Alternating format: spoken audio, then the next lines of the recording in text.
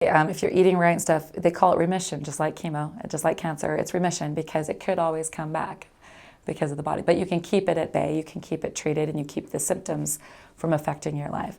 So for the interstitial cystitis, by eating a right diet, by keeping things going, your medications right, and there's people that have been, in remission for 4 or 5 years.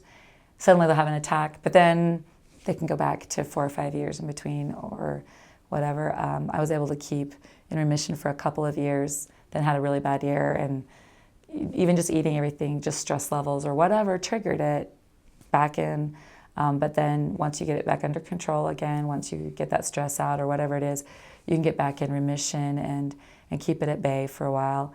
The anemia is just constantly there. You just have to constantly eat right, constantly do what you have to do. For the Hashimoto's, it's play in the game of medications and just making sure that you're keeping the medications on board, doing what you're supposed to, exercising right. That one's just a levels game and trying to keep your levels within a good range all the time. And you can go for years and years and all of a sudden it'll have a spasm, it'll do whatever. And like I say, I've been able to keep it in control for 4 or 5, 10 years. All of a sudden this last year, nothing's brought it down whatsoever. It's just up here and nothing.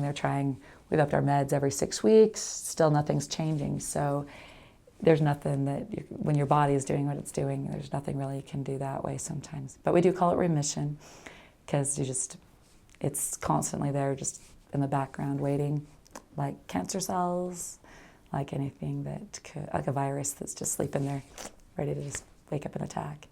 It's weird.